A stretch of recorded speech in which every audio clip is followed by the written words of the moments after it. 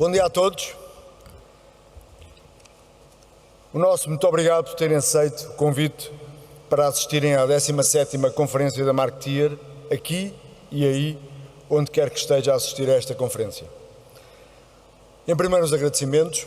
Um agradecimento a todos os patrocinadores e parceiros que quiseram juntar-se a esta iniciativa, a este evento, pois sem eles seria impossível levar a cabo esta conferência. A eles e aos seus representantes, o nosso muito obrigado. Um agradecimento aos oradores e aos participantes nas mesas de debate pelo interesse e disponibilidade demonstrada. Um especial agradecimento ao Campo Pequeno pela possibilidade de realizarmos esta conferência neste magnífico espaço. Uma última nota de agradecimentos aos colaboradores do Multipublicações Media Group que estiveram envolvidos na organização deste evento, pois estão de parabéns. Muito obrigado a todos e sejam bem-vindos à 17ª Conferência da Marketeer. A marca. O conceito da marca tem tido um desenvolvimento brutal nos últimos anos. A marca passou a ser um dos ativos mais importantes das empresas. A marca transporta, carrega e transmite os valores, a cultura, a reputação, o propósito de uma empresa, de uma organização. E é completamente transversal, pois abrange todo o ecossistema. Toca aos clientes e stakeholders, os acionistas e investidores, os seus colaboradores, os fornecedores, os parceiros, enfim, toda a comunidade. E desse modo, as marcas têm dado uma grande importância às marcas, investindo nas suas marcas, criando marcas, diversificando, aumentando a abrangência e alcance das suas marcas, criando laços, criando emoções, proximidade, engagement, pois sabem que as suas marcas têm que chegar a todos para serem as eleitas e as suas escolhas. Há muito tempo que as marcas fazem parte das nossas vidas e a razão por escolhermos um produto, um serviço em detrimento de outros. Se vamos para um local em vez de irmos para o outro, se ouvimos mais esta pessoa em vez de ouvir outras, e até em que empresa trabalhamos ou gostaríamos de trabalhar, tudo isto está muito relacionado com a marca. E hoje em dia, com o leque de ofertas que dispomos, as marcas têm que fazer um esforço adicional para continuarem no topo das preferências. Mas estão todas as marcas cientes disso? Estão as marcas a dar o real valor e importância às suas marcas? Ou, com as alterações a que temos vindo a assistir no mercado e a vontade e a necessidade de alcançar resultados a todo o custo, estão as marcas a passar para um segundo plano? E assim, e afinal, que valor dão as marcas às suas marcas? E é este o tema que trazemos a esta 17ª Conferência Marketeer. E assim, ao longo desta manhã, vamos ouvir, analisar e partilhar qual o valor que as marcas dão às marcas. E assim, tenho o gosto de apresentar o keynote speaker desta 17ª Conferência Marketeer, Pedro Janela, CEO do Y Group, que nos traz uma apresentação com o título O que dá valor à marca. Pedro, muito obrigado pela tua presença e disponibilidade. O palco é teu. Obrigado e boa conferência para todos. Muito obrigado. Obrigado, bom dia a todos. É um espetáculo estar aqui convosco, espetacular. Muito obrigado por me acompanharem. Muito obrigado à Marketeer e a toda a equipa que ajudou a organizar isto, por me convidarem para falar sobre a pergunta mais importante, o que é isso do valor e o que dá valor às marcas. E pensei profundamente como é que isto poderia acontecer e peço aí atrás que mudem para a minha apresentação. Se faz favor, é o PDF, que é para eu poder trocar a apresentação. Vamos embora. Enquanto isso, há uma novidade neste palco. Enquanto põe a minha apresentação absolutamente espetacular, que é uma máquina de fumo, que vocês não sabem, mas é marihuana, ok? Portanto, pronto, agora já estou pronto para fazer esta conferência. Estou a brincar, aqui não há drogas neste palco, mas enquanto eu não tenho a minha apresentação, eu não consigo fazer. Se eu não puder, eu faço sem apresentação, não há problema nenhum. Então, o meu nome é Pedro Janela, aqui estamos nós. Não está a funcionar, agora já está. O meu nome é Pedro Janela, sou pai de 2 miúdos, da Meg e do Manel, que me permite dar aqui, marido da Rita, sou CEO do iGroup, sou professor convidado no ISEG, no ISCTE e na Nova e na Lisbon Digital School, mentor de startups, falo muito depressa nestas fases iniciais que não importam nada, é só a apresentação. Faço algumas apresentações, sou vice-presidente da Make-A-Wish em Portugal e, por favor, ajudem a organização que tem vindo a crescer, a fazer desejos de crianças gravemente doentes, 80 a 100 por ano, nestes anos de Covid, mas tipicamente são 200. E sou também o diretor europeu de crescimento da Entrepreneurs Organization, que é uma organização, na prática, feita por donos de empresas que faturam mais de 1 milhão de euros. E os donos de empresas têm um problema, é que não têm muita gente com quem falar. E então falamos entre os pares, ajudando-nos com a experiência, que é uma coisa muito engraçada, que muito tentamos transmitir, digamos, a quem trabalha connosco. O que é falar pela experiência? Falar pela experiência é falar no passado na primeira pessoa que contar. não é falar no futuro na terceira pessoa sem detalhe, porque nisso é opiniões, falar no passado é falar de experiência. E que vocês nas vossas equipas, quando falarem de experiência, eu na minha experiência passei por isto, ao invés de eu tenho aqui uma opinião para fazer isto, vão ver a diferença que vão ter quando estão a trabalhar. Na minha experiência, eu já passei por isto. O que é que eu fiz ou o que é que fizemos a equipa lá no grupo e na BAE? Na prática, a BAE foi o primeiro negócio que fizemos em 2002, começámos a fazer inovação em comunicação. Inovação em comunicação chamava-se fazer sites e email marketing em 2002. Éramos 5 pessoas e lá fomos nós para criar um grupo que efetivamente, passados alguns anos, fatura 27 e somos 350 pessoas a trabalhar.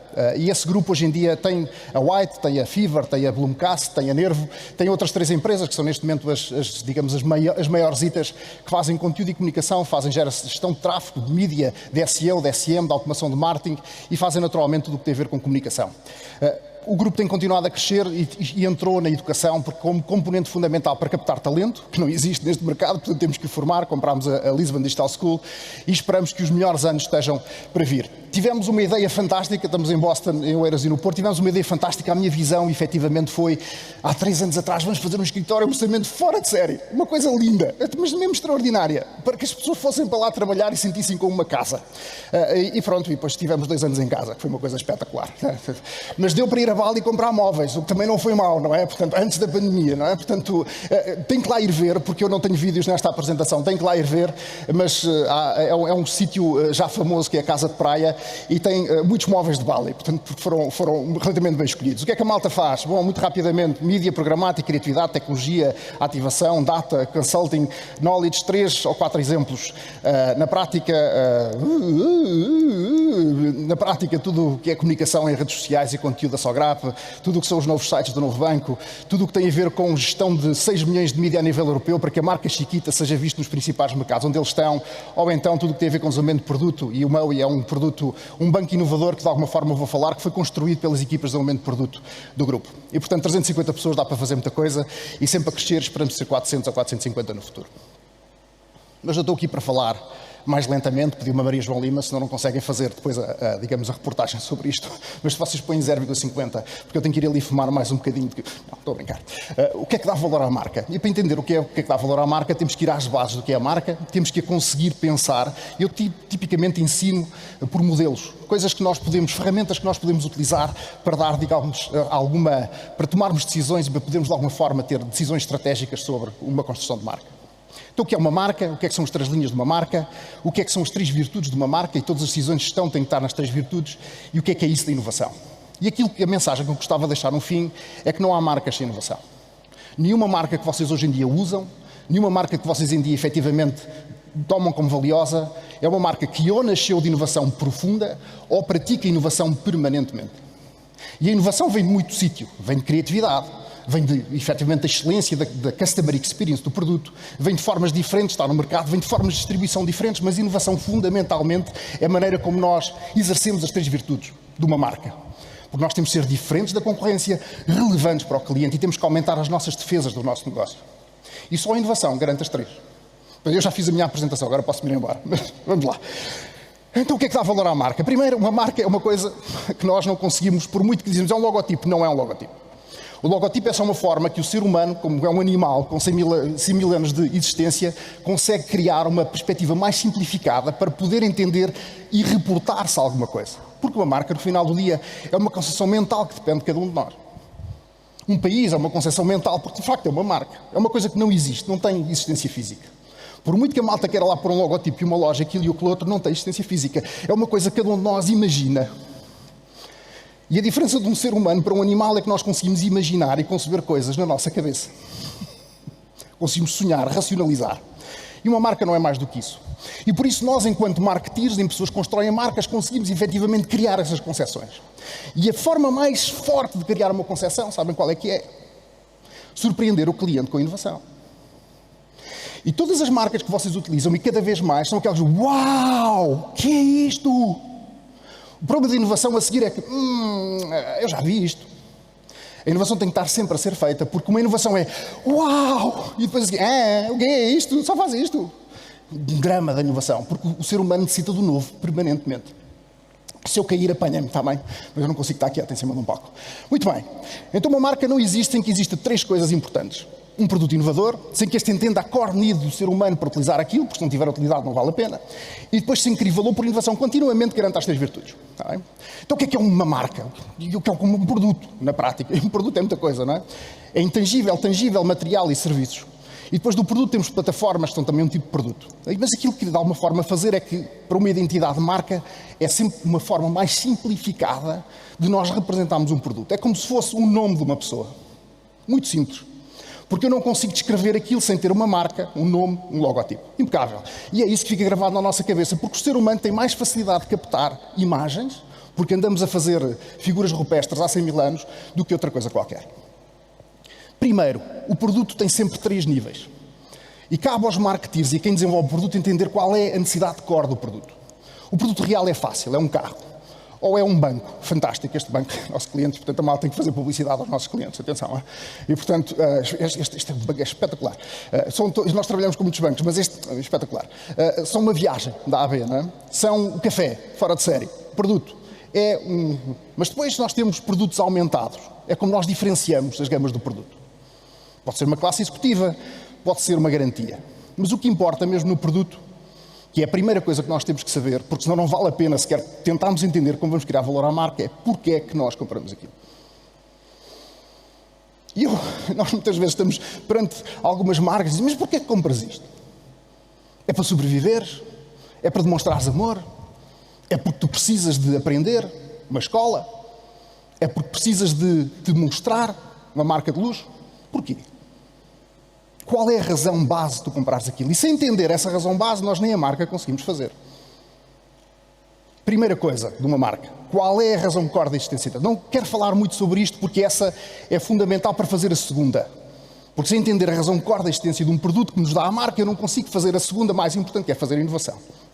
Eu faço uma pergunta, qual é a marca mais forte que vocês conhecem? Alguém da audiência? Alguém da audiência? Eu agora ia saltar, mas está longe. Quem é a marca mais forte que vocês conhecem? Coca-Cola não vale, ok? Não vale marcas automóveis. Continente é uma boa marca também. Hã? Apple. Não. Marca mais forte que vocês conhecem. Microsoft, também não. Tesla, é a marca mais rápida a criar mais valor em menos tempo. Quanto investiu em publicidade? 0. Só inovação. Só inovação. Vou dar 1 milhão de euros a publicidade ou vou pôr 1 milhão de euros a inovação? Easy. Porque a inovação cria uma coisa mais importante das marcas, que é efeito viral. Passa a palavra. Uau, tu já viste isto? O carro peida-se. Verdade. Os miúdos não falam de outra coisa. Oh pai, foi o carro a dar peidos. Inovação. Por muito estúpida que seja. Efeito viral. A marca que eu acho mais forte é a marca do euro. Um papel que vale rigorosamente nada pode valer 100 euros. Uau! Que marca fortíssima. Não é? O dólar também dá. Mas há umas marcas mais baratas. É só aqui na nossa cabeça. Concordámos todos que isto vale 100 euros. Espetáculo. Outra. Então esta é a marca ainda mais forte. O Bitcoin vale 100 mil, é 60 mil dólares agora. Uau! Nem tem existência física. É uma concepção de escassez digital. Não é? Uma marca. Só uma marca. Inovação. A igreja é talvez a marca mais forte do mundo. Aguenta tudo durante 2000 anos. Qual é a razão core da marca? A salvação eterna. Não é espetacular? E malta, porreiro, vamos estar salvos eternamente. Atenção, eu fui acólito, eu acredito que tenho salvação eterna para todos. Estão a ver o que a promessa da marca core? Tu vais viver para sempre no céu ou no inferno, depende de como te portares cá. Espetacular. Eu acho que a marca mais forte que nós temos é a marca Portugal. E quero agradecer ao Turismo Portugal o extraordinário trabalho que tem vindo a fazer, porque sem eles, se calhar, não tínhamos tanto turismo. Ou vamos voltar a ter. É apenas uma concepção, porque as fronteiras não existem, não é? Concebemos todos que a marca Portugal é fortíssima. É a marca mais forte que nós temos. Infelizmente. Infelizmente é a marca mais forte que nós temos. Uma concepção. E qual é a razão core desta marca? Um sentimento de pertença a este fantástico retângulo que é a melhor coisa do mundo. Mas vamos lá. Tipicamente nós olhamos para marcas como uma imagem de marca. E onde queremos chegar é ter efetivamente uma identidade de marca que nos dá valor. E a pergunta é, como é que eu queria essa entidade de marca que me dá valor.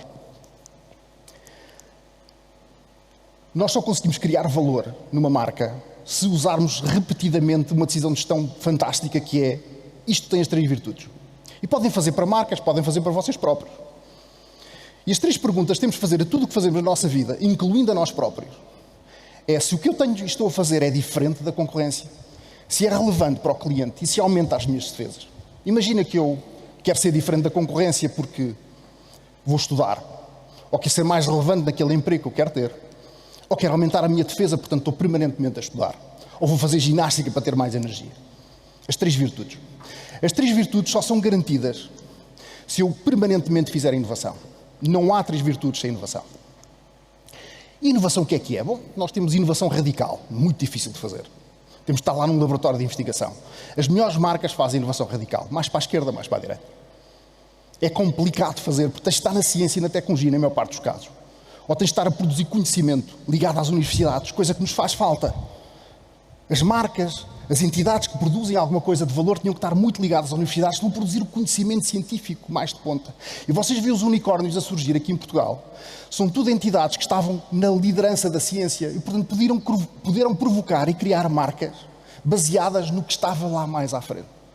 Uma Fidesai, OutSystems, ou ainda ontem a Sword Health. Investigação de um doutorado a fazer aquilo que hoje em dia vale 2 bilhões de dólares. Só inovação. E, portanto, cabe às marcas fazer essa linguagem, fazer inovação radical. Mas, claramente, nós, na maior parte dos casos, não conseguimos fazer inovação radical. Temos de fazer incremental. Incremental quer dizer eu colocar o Face ID, quer dizer fazer uma aplicação, ou quer dizer pôr o carro a dar peidos. O que pode parecer pouco, mas é só a coisa que faz com que todos os miúdos queiram entrar no carro e pedir ao pai para carregar na tecla que faz o carro dar peidos. E a minha pergunta para vocês é se nas vossas empresas era possível que o vosso produto desse peidos.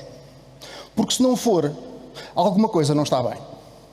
Se não for, as decisões parecidas com isso quer dizer que não são suficientemente abertas para permitirem que possa falhar.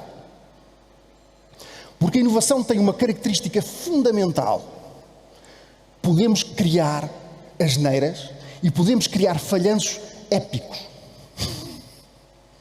A inovação necessita de um ambiente de falhanço épico. E a minha pergunta é se nas vossas organizações esse ambiente de falhanço épico existe. Porque se não existe, vocês não vão poder fazer coisas destas. Alguém lá vai dizer, não. Nós não, isto não fica bem.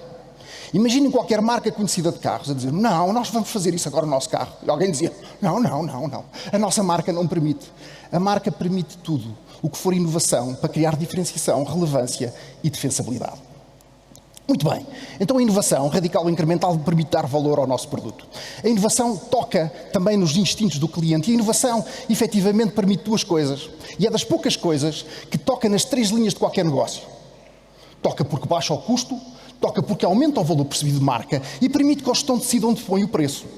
Porque pode decidir pôr o preço muito para cima para aumentar a sua margem bruta ou o preço muito para baixo para aumentar a sua margem de marca que lhe permite ter mais market share.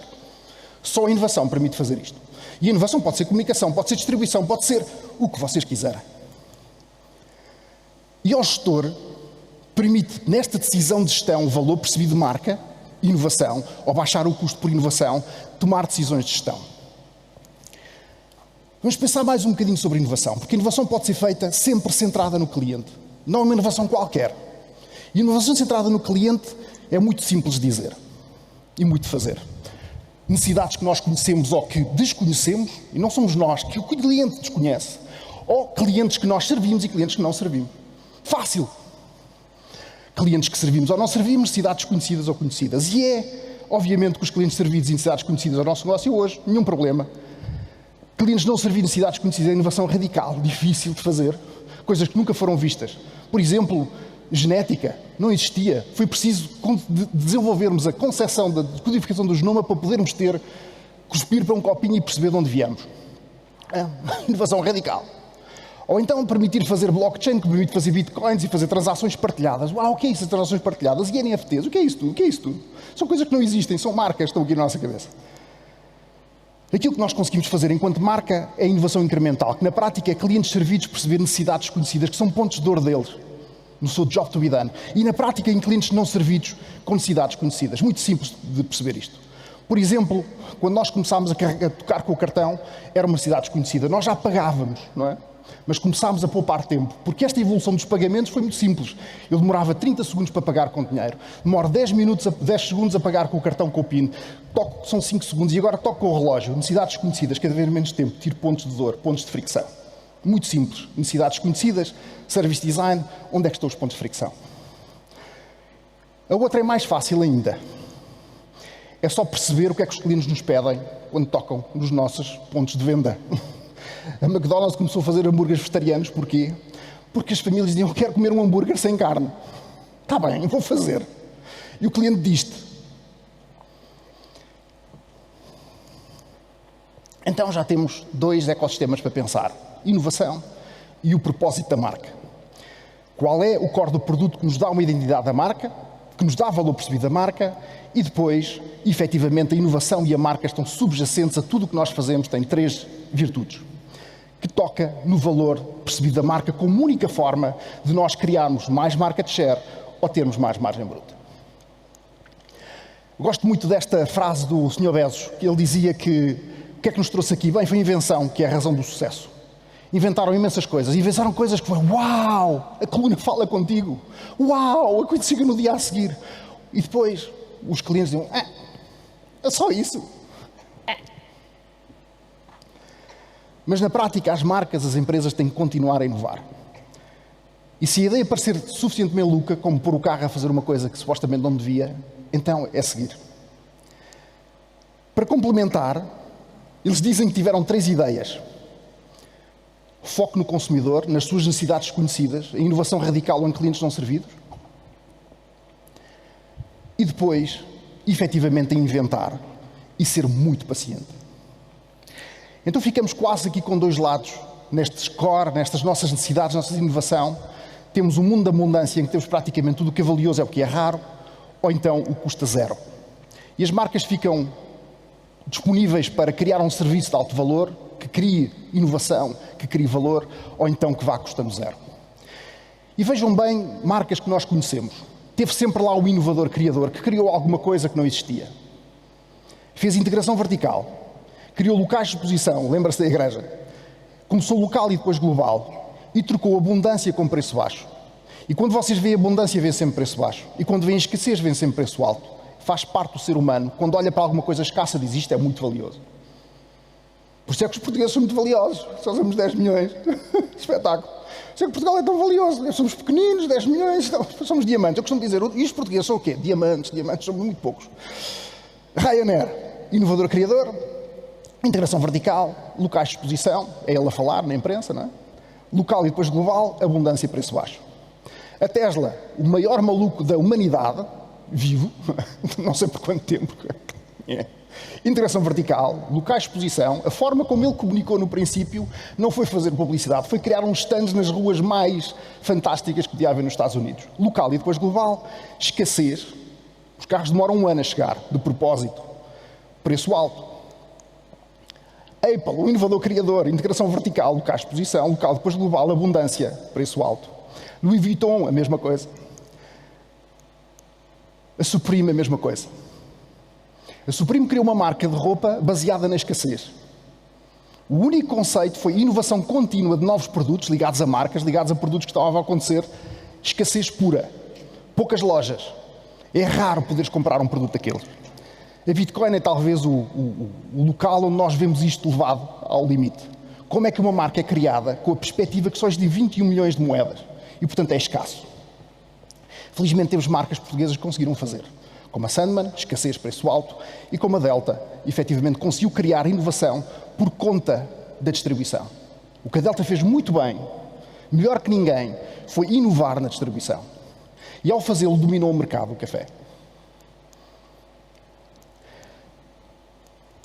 Então, o que dá valor à marca? 3 casos. Criação de marca de telecomunicações mais rápida do mundo. 10 anos. 10 anos. É o maior operador de telecomunicações da Índia.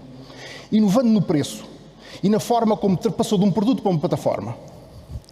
O senhor Ambani, que era dono de uma companhia de petróleo, disse, eu vou revolucionar as telecomunicações na Índia. E alguém lhe deve ter dito, olha, com o petróleo, os dados são o novo petróleo. Eu se calhar estou no setor errado, certo? Então pegou em 20 bilhões do dinheiro dele, ou da companhia petrolífera, e vai-te fazer uma plataforma, que não é bem um produto. Eu não estou cá para vender 25 euros um telefone que custa, que tem uns dadinhos por mês. Não. Eu vou criar uma infraestrutura de telecomunicações, por inovação. Vou criar uma série de aplicações que as pessoas vão utilizar e vou dar as telecomunicações. Uau! Vais o quê? Dar isso. Porque vou retirar o ponto de fricção de entrada no mercado. E assim lançou a Jio. A Jio nasceu em 2015, quando a velocidade das redes de telecomunicações era muito mais rápida do que na Índia tinha. Portanto, ele pegou, na prática, em 20 bilhões, comprou o espectro 4G, construiu a maior rede de fibra e criou um telefone próprio. Porque neste mundo das marcas, é mais importante ter o cliente do que ter o produto. Hoje, tudo fazemos para ter o cliente e não o produto. Porque eu tendo o cliente consigo criar e gerar valor, que foi o que a Jio fez. Em 2016 diz assim, eu não vou entrar no mercado de telecomunicações a vender a 25 euros com o iPhone. Eu vou dar o telefone, vou dar as telecomunicações e vou ter o cliente nas minhas mãos.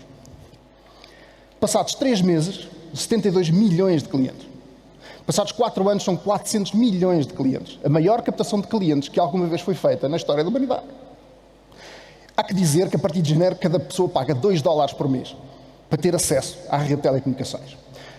Se vocês hoje em dia aparecesse aqui um operador de telecomunicações e dissesse assim, não podes usar um Android, é um Android meu e é 0, o que é que vocês faziam? Se calhar pensavam no assunto. E vocês vão para ver, mas como é que ele faz dinheiro? Bom, $2 vezes 400 milhões, quanto é que dá? É só fazer as contas, dizia o antigo primeiro-ministro, 800 milhões. Menos mal. Sabem quanto é que o Google e o Facebook lhes paga para poder aceder ao cliente que são deles? 20 bilhões.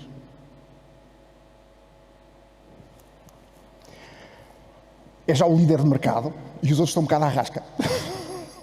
Porque o outro anda a dar. Estão a ver? Criou valor de marca tirando um ponto de fricção. O que quer dizer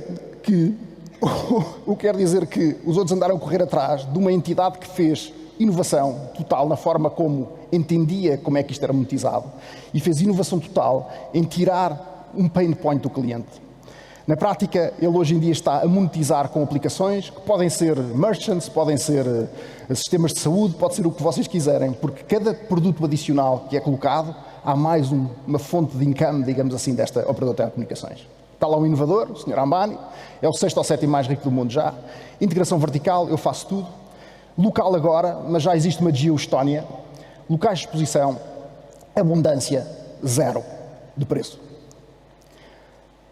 Aumenta a market share. Eu vou ter que dar isto por 0. E a maneira mais fácil de obter a market share é dar. Outro caso, Mowi. O Banco Mowi é um banco do Crédito Agrícola. Crédito Agrícola. Que criou o banco mais inovador em Portugal. Uau! Espetacular! Não é? O resto da malta não conseguiu fazer. O Crédito Agrícola fez.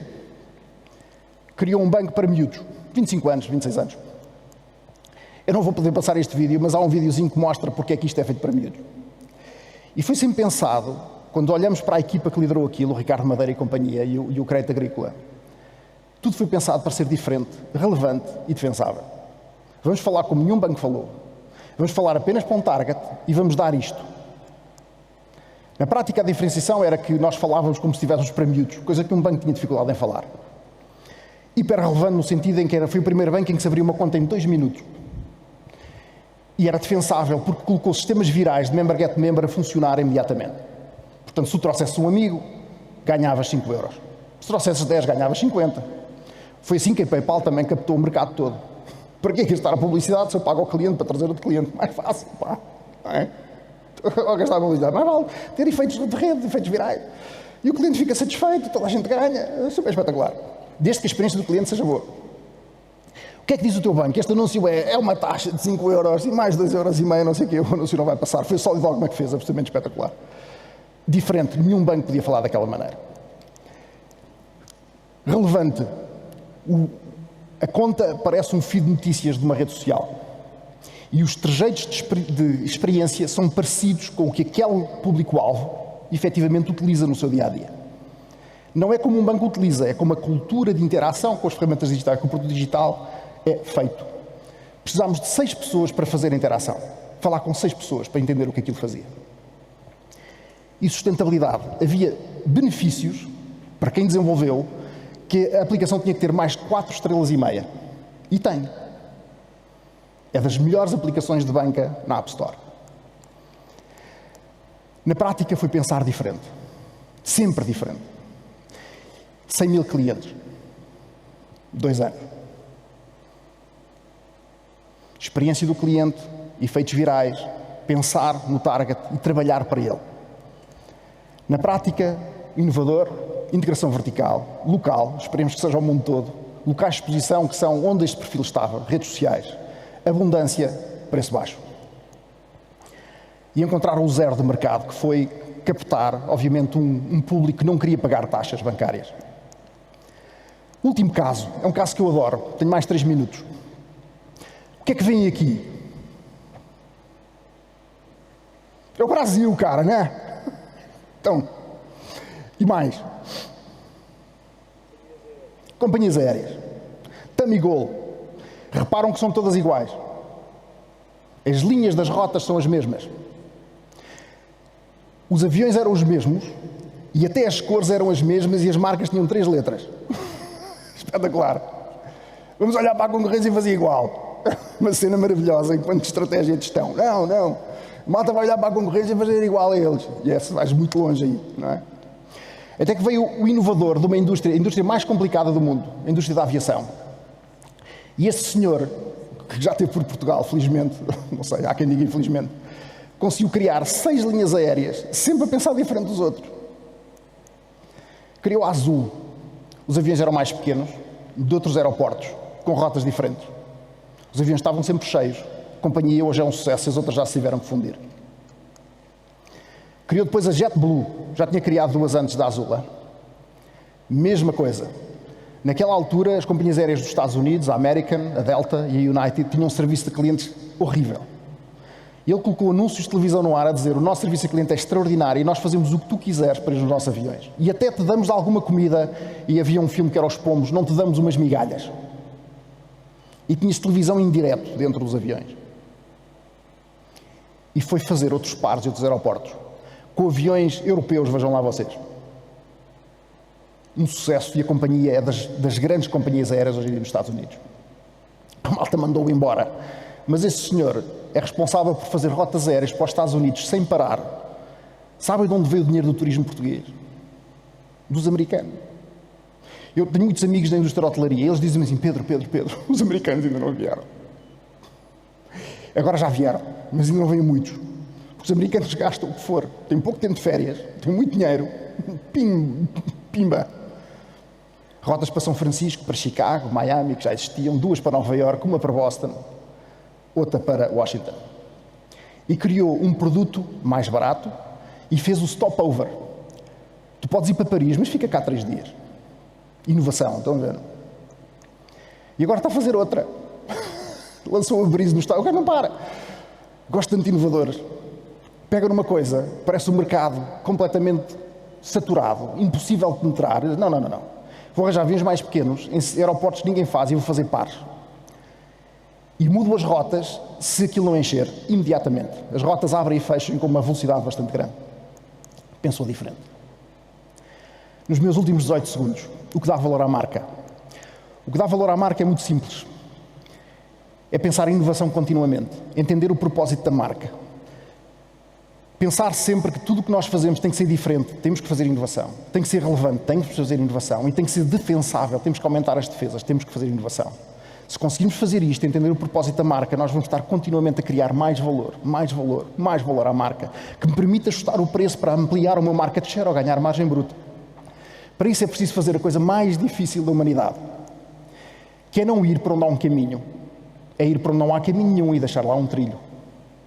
E isto é difícil porque o ser humano tem medo de coisas que desconhece. Mas cabe às pessoas das marcas, do marketing, serem, digamos, os exploradores que criam caminhos onde nada existe.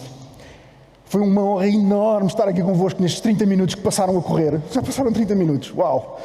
Obrigadíssimo, estão aqui os meus contactos. Ricardo, muito obrigado. Marco Tiro, muito obrigado. E vamos continuar a perceber o que dá valor às marcas. Impecável. Espetáculo. Pode-se apertar. Um aperto de mão. Ei, pá, uma coisa espetacular. Pedro, muito obrigado pela apresentação e pela partilha que nos deixaste, o que é que dá valor a uma marca. Só essas referências várias vezes à publicidade é que pode não ligar muito, porque obviamente publicidade todos precisamos. E passamos então ao segundo momento desta conferência, onde depois do valor, ou do que dá valor à marca, vamos abordar a questão das marcas territoriais. Esta mesa de debate será moderada pela Maria João Vieira Pinto, diretora da Marketeer, e contará com Carlos Bessa, diretor de Marketing e Comunicação da Visit Açores, Inácio Ribeiro, vice-presidente do Turismo Porto e Norte, Lídia Monteiro, diretora comercial e de Marketing do Turismo Portugal, e Pedro Machado, presidente do Turismo Centro de Portugal, os quais chamo então ao palco para dar então início à nossa conversa. Muito obrigado. Obrigada.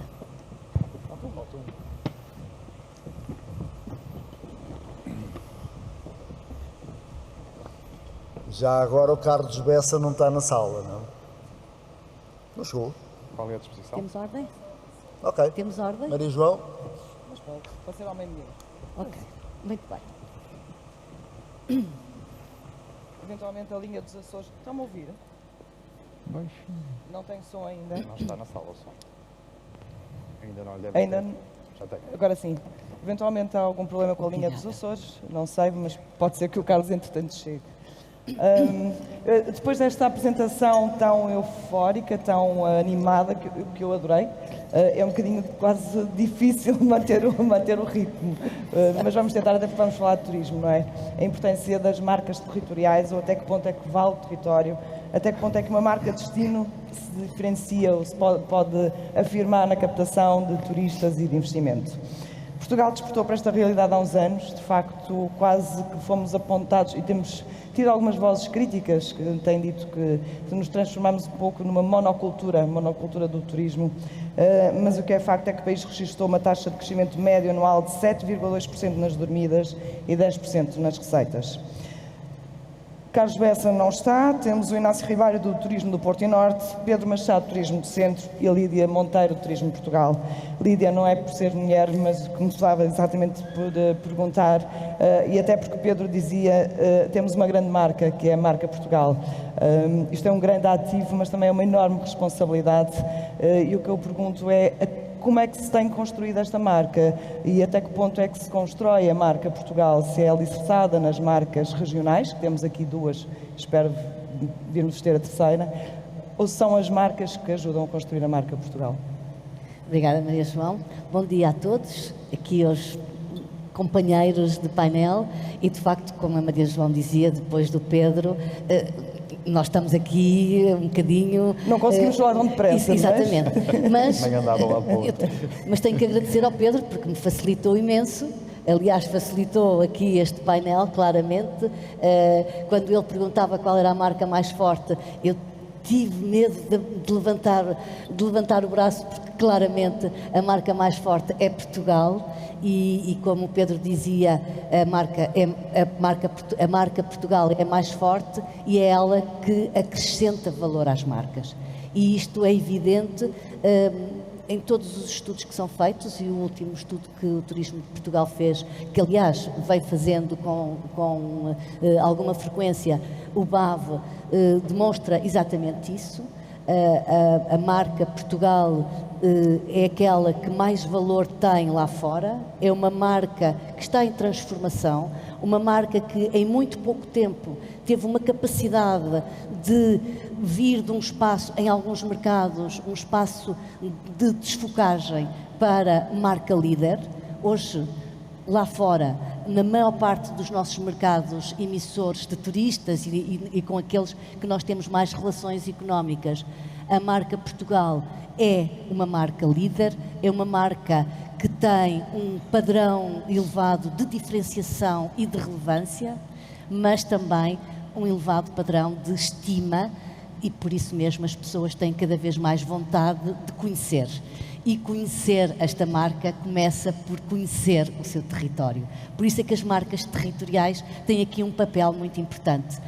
De facto, a marca Portugal tem dimensões que vão para além do turismo, mas o turismo, no caso de Portugal, é determinante para a percepção da nossa marca, mas também porque é através do turismo que melhor se pode conhecer Portugal. É a marca, é o melhor, é o setor que permite trazer pessoas ao território, pôr as pessoas a conhecer os nossos territórios, as nossas diferentes regiões e, por isso mesmo, terem uma percepção que a maior parte deles depois resulta numa recomendação.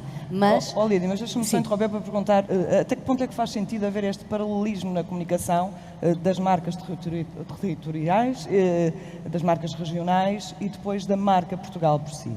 Bom, eu julgo que não existe um paralelismo, eu acho que acima de tudo existe um trabalho em conjunto, porque começamos desde logo por um propósito que é comum a todas à marca Portugal e às marcas regionais, que é a marca do nosso destino turístico, que é uma marca construída num propósito. E quando nós trabalhamos uma marca com base num propósito e que tem o foco nas pessoas, na verdade, esta pirâmide de país e regiões tem um círculo virtuoso e ganhador. Eu julgo que todos os gestores das marcas regionais e da marca nacional coincidimos no mesmo propósito. Este propósito de Portugal de receber bem e de receber bem todos, respeitando as diferenças. E este propósito está para além do próprio marketing, porque tem a ver com a nossa própria cultura, com aquilo que nós genuinamente como portugueses somos. E como falamos de pessoas, as pessoas estão em todo o país e em todo o território. Eu julgo que é essa a força da nossa marca. É assim, tem havido esta convergência, ou nem tanto? Eu sei que as regiões têm queixado nos últimos meses de que o turismo quase que desapareceu na sua comunicação. A última campanha terá sido em maio, se não me engano, já passou mais de meio ano. Há esta convergência real? Em primeiro lugar, muito bom dia, muito obrigado pelo convite ao Ricardo e à Maria João e à conferência inspiradora que o Pedro nos deixou. É evidente que sim, que tem que haver esta conexão entre aquilo que é a marca nacional e as marcas territoriais. Porque, em última instância, onde é que se dão as experiências? Nos territórios. Naquilo que é o ADN, a diferenciação, como dizia o Pedro, e eu diria mais, a singularidade. O que é que nos torna diferentes? É a singularidade da experiência que nós queremos ter. E essa faz-se num território que é mais valioso do ponto de vista internacional, que é através da marca Portugal, mas depois há contributos muito válidos de submarcas, de alguns ícones. Um caso concreto na região centro, Fátima. Fátima é hoje uma marca mundial, não é por acaso que é chamado o altar do mundo. Nós encontramos, por exemplo, o segundo mercado mais importante emissor para Fátima hoje é a Coreia do Sul. O que não era expectável aqui há uns anos atrás, se pensássemos onde é que Portugal hoje está projetado. E, portanto, o valor das marcas e o caso da marca Portugal está muito enraizado naquilo que é a sua diferenciação, mas a sua singularidade que o centro de Portugal, que o norte de Portugal, que o Alentejo e o Algarve emprestam e reforçam atratividade e competitividade à marca Portugal. Segundo, deixou-se de comunicar. Houve um relatório muito interessante internacional da Endelman que disse que as marcas, neste período crítico da pandemia, não podiam deixar de fazer 3 coisas. Comunicar. E as marcas, foram feitos vários trabalhos. Todos vocês comunicaram. Nós comunicámos, o Turismo de Portugal. Aliás, dissemos às pessoas, fiquem em casa. Foi talvez, há bocadinho o Pedro dizia, surpreendia-nos com alguns chavões que eram impensáveis, mas que nós tivemos que o dizer. Dissemos, àqueles que queremos trazer para cá, àqueles que queremos atrair, não venham. Este não é o tempo. Este é o tempo de ficar em casa. Este é o tempo de retermos aquilo que é a nossa vontade de sair. Porque haverá o tempo de sair. E nós lançámos uma segunda campanha. O confinamento foi em março. O desconfinamento primeiro de 2020 foi em maio, 18 de maio. E no dia 18 de maio nós lançámos a campanha. Este é o tempo de voltar a abraçar. Este é o tempo de voltar a sair. De voltar a estar com os amigos com cautela, não é? Cumprindo as regras, mas era importante. E, portanto, primeira nota, nós não podíamos deixar de comunicar. Segunda nota desse relatório internacional é que as marcas têm que comunicar com verdade. Nós não podemos iludir, nós não podemos defraudar, nós não podemos quebrar expectativas. Porque se o fizermos, se aquilo que estamos a comunicar não corresponder àquele uau, como dizia há bocadinho o Pedro Janela, ou se não corresponder àquilo que verdadeiramente eu senti, isto é diferente, valeu a pena vir cá. E a terceira, as marcas têm que ajudar a resolver problemas. E no caso concreto desta pandemia, a marca Portugal, as marcas regionais, nós ajudamos a mitigar um problema, que era o problema de não podermos ter contacto, de não podermos ter turistas e, muito em particular, de afetarmos toda uma indústria.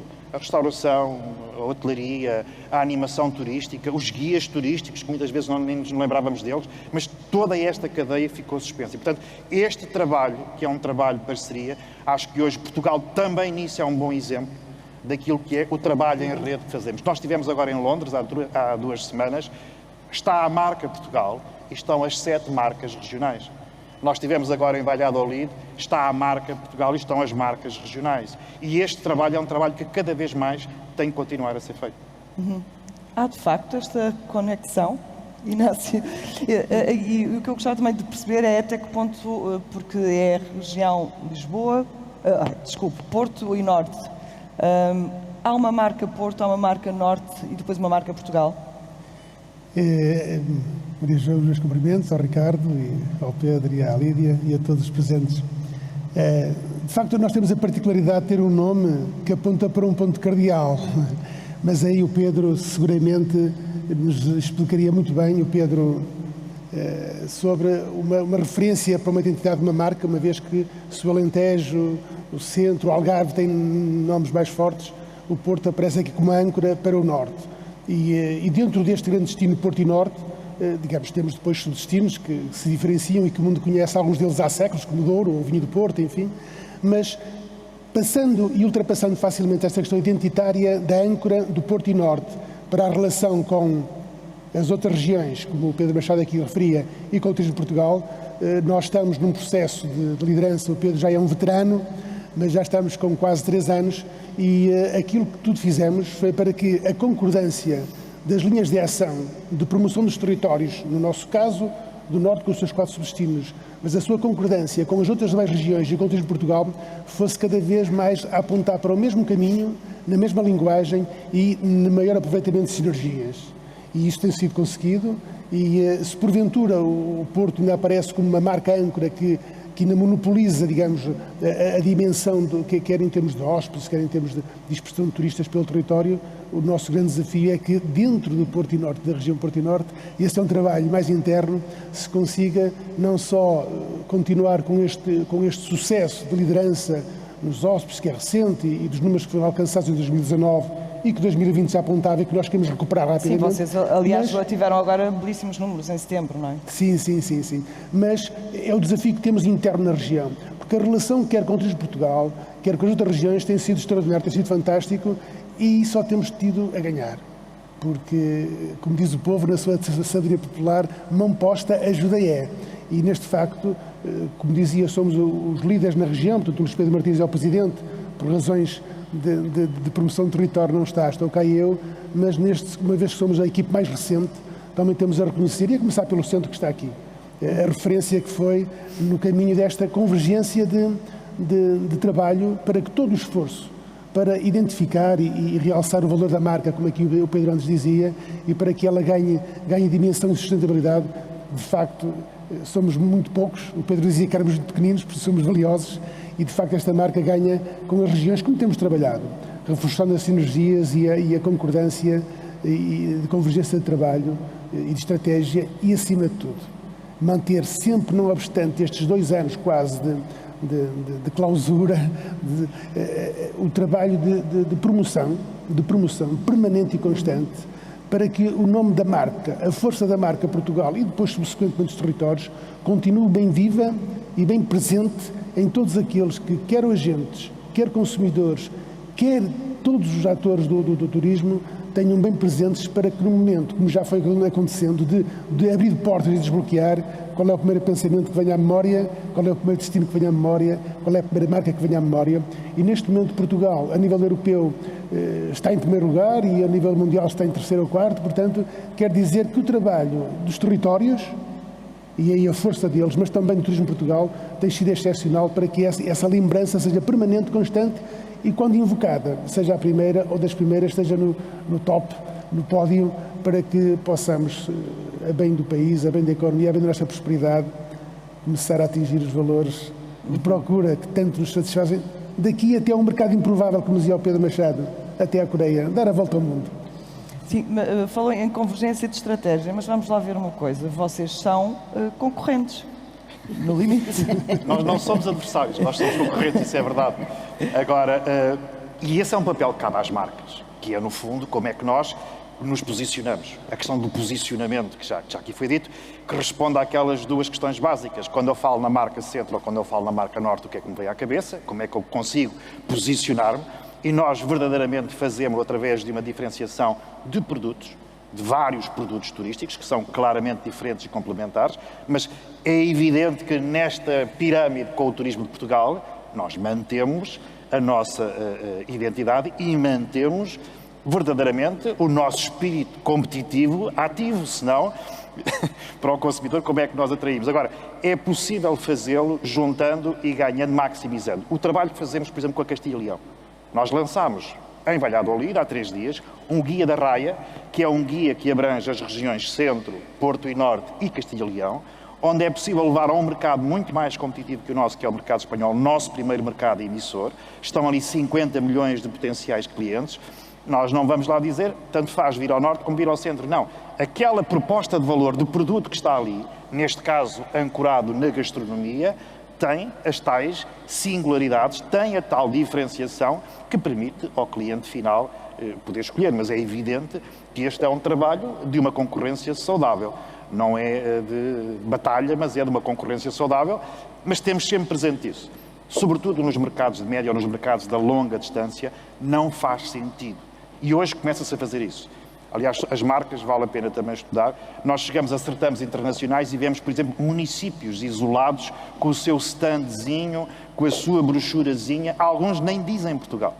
Já encontrei essa experiência, por exemplo, em Berlim, e não é muito longe, e noutros mercados. Temos algumas câmaras municipais que entenderam que agora o turismo está na moda, portanto, vamos todos para a indústria e posicionam-se sem sequer terem esse cuidado de respeitar a marca Portugal e de não haver, digamos, algo que identifique. Mas isto para dizer, Maria João, sim, trabalhamos em conjunto, sabemos exatamente quais são os objetivos gerais, entre aspas, que trabalhamos com a marca Portugal, que trabalhamos com as nossas marcas e depois, obviamente, que levamos muito aguerrida essa competitividade. É um trabalho duro e aguerrido. Sobretudo no mercado interno.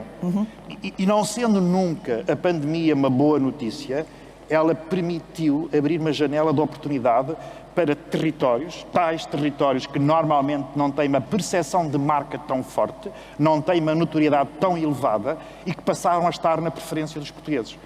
Quando pensamos e precisamos do tal distanciamento físico, da percepção de segurança, da ideia de que podemos ter uma experiência e levar a família, são tendências que vieram com esta pandemia e que tornaram possível que os nossos territórios, e muito em particular os chamados territórios da baixa densidade, os territórios do interior, ganhassem aqui projeção, ganhassem valor. E é um valor muito interessante, porque no tal valor percebido, ou no valor percepcionado e no valor pago final, temos hoje experiências nestes territórios do interior cujo valor percepcionado e o valor pago é muito mais elevado que o valor aqui na capital. O Inácio estava-se a rir, sim. Só para reforçar o exemplo que o Pedro Machado deu a respeito da nossa promoção dos territórios de fronteira com o mercado internacional. Mas há 2 exemplos fantásticos da cooperação. Nós somos, de facto, concorremos para, provavelmente em alguns níveis, com os mesmos turistas, mas basta pensar nos caminhos de Santiago e na Nacional 2, que é transversal ao território todo. Só temos a ganhar é, de facto, distinguir bem aquilo que o Pedro explicou, daquilo que, de facto, é o potencial intrínseco de cada, mas naquilo que nos une, temos que potenciar essa união, porque quando um turista vem de alguma parte do mundo fazer Nacional 2, não está preocupado se está no Norte, Centro ou Sul, ou Algarve, mas vai querer levar daqui a melhor experiência. E não tenho dúvidas que todo o território, como referi, de baixa densidade, e mesmo ao nível também, e dei o exemplo do Nacional 2 dos Caminhos de Santiago, tem aqui um potencial fantástico no maior capital que temos, que são as pessoas, para levarem daqui experiências extraordinárias e acima de tudo, este interior que muito valor tem, ainda muito para dilapidar é a prova de que, não obstante chamemos concorrentes, somos concorrentes, mas que não ponham aí nenhum tipo de desgaste ou de atrito em que nós não existirá seguramente. Nós, em termos de regiões, e nós, em termos como Turismo Portugal. Isto não há nada como falar de turismo para ser tudo... Por acaso, Exato. a indústria do sorriso. Eu diria mesmo, se me permitem, o Pedro Janela falava aqui da inovação e a importância para as marcas que há na inovação. E eu aqui acrescentaria que, no que diz respeito ao turismo e à gestão dos territórios e das marcas territoriais, temos, até do ponto de vista nacional, uma inovação que tem a ver com esta atitude. Esta atitude de competir pela colaboração, digamos assim, é inovador e é diferente. E isso, de facto, depois tem resultados. Esta competição saudável que resulta numa coisa, é que os turistas de facto não conhecem fronteiras. E o que nós queremos quando falamos lá para fora é que os turistas ficam o máximo de tempo em Portugal. E quanto mais tempo cá ficarem, mais receita e mais riqueza trazem para o país e, portanto, isso é muito importante para os diferentes territórios. Este objetivo, digamos assim, também vai nos permitir uma coisa que já o Pedro tocou e aqui o Porto também, que tem a ver com a coesão territorial. O turismo tem que ser cada vez mais, e está a trabalhar nesse sentido, de ser um fator de coesão do território e, nesse sentido, levar riqueza e levar desenvolvimento do ponto de vista até social, capacidade de captar pessoas também para viverem nesses territórios, que este desequilíbrio que existia anteriormente tem que se começar a esbater, e é o trabalho de todos que tem levado a que tivéssemos mais coesão territorial, ou trabalharmos na coesão territorial e termos turismo durante todo o ano. O que também, para a indústria do turismo, é uma inovação, porque um território como o nosso e uma indústria que a sazonalidade é o ponto crítico, trabalhar neste eixo em particular, há que introduzir, de facto, muitos fatores de inovação. Mas como é que tem sido feita esta gestão para que cada uma das marcas continue a reinar e nenhuma delas se perca? Qual tem sido a gestão feita por parte do turismo? Vamos ver, nós temos, do ponto de vista nacional, temos uma estratégia que é partilhada por todos, até porque foi construída e foi discutida entre todos, a Estratégia Nacional do Turismo 2027, e depois, do ponto de vista de promoção, trabalhamos ao nível das agências regionais e ao nível do Turismo de Portugal numa estratégia global que emana orientações estratégicas para as diferentes regiões, mas que depois são concretizadas com a particularidade e com a especificidade de cada uma dessas regiões. E por isso esta é a riqueza. A riqueza é a autenticidade de cada uma das regiões, acrescenta valor a uma coisa que é global e que é nacional. E digamos que todos acabamos por nos rever nessa estratégia, porque todos colaboramos nela. E isso também é muito importante, a construção partilhada. Porque se fizermos top-down, acaba sempre por resultar mal.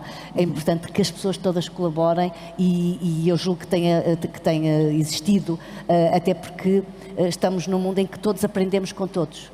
E isso também é importante, termos essa humildade de que todos estamos a aprender com todos. E quanto mais não seja, a realidade e os contextos têm-nos ensinado que os desafios que temos pela frente são cada vez mais complexos, cada vez mais voláteis e cada vez mais incertos, que nos obrigam justamente a ter essa humildade e a juntar forças para conseguirmos ultrapassar. E o turismo, neste último ano e meio, também, como todos nós, mas o turismo em particular, esta indústria em particular, percebeu bem como é difícil quando estamos a trabalhar perante a má diversidade, e estarmos todos juntos foi mesmo muito importante.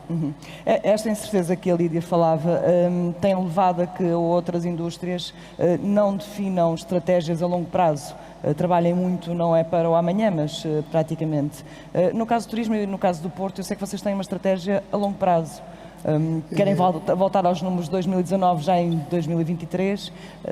É possível traçar uma estratégia assim, a longo prazo, no turismo? O melhor exemplo de estratégia de longo prazo foi do Infantão Henriques, né? Que andou décadas a programar a ida à Índia. E, de facto, foi coroada de êxito e marcou a nossa história para sempre. E nós, talvez inspirados nele, continuamos a querer não desistir e pautar o nosso trabalho por apontar para horizontes longos e largos. E temos ganho, por exemplo, em sede de firmas de promoção do território, uma notoriedade, uma visibilidade nacional e internacional, como prova disso mesmo, porque acreditamos que temos todo um potencial para rapidamente, permita assim a condição sanitária internacional, recuperar os números. Eu venho dos números de formação e nós, por vezes, na economia pensamos e associamos uma crise económica, os ciclos, enfim, à queda de um avião que cai a pique e levanta devagarinho. Mas dentro da economia como um todo, o setor da indústria do turismo tem uma particularidade. Enquanto os bens de consumo duradouro é necessário tempo para produzir, para programar, qual Tesla que demora um ano a entregar, no turismo nós temos a capacidade instalada. E é caso para dizer, é uma semana para limpar um hotel, uma semana para preparar um restaurante e temos passado 15 dias, 3 semanas, 4 semanas, tudo pronto e operacional.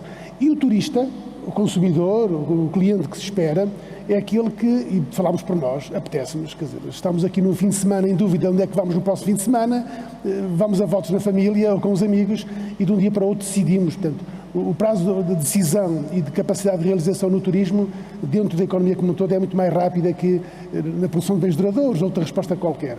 E um bocado alicerçado neste espírito de que temos a capacidade instalada, temos todo o potencial pronto a aquecer motores e a arrancar, não temos desistido, quer dizer, não é por acaso que estou cá eu, porque o Luís Pedro está em promoção externa, portanto, Pedro Machado, na semana passada, estavam também em Londres, mais recentemente estávamos aqui ao lado, na Espanha, mas não desistimos porque acreditamos que essa estratégia de médio e longo prazo é que nos vai garantir, porque a Lídia aqui já invocou muito bem, esta estratégia de turismo não foi de um dia para o outro. O Porto e Norte passou de 2, 3 milhões de turistas em 2012, 13, 14 para quase 6 milhões em 19 e não é de um dia para o outro.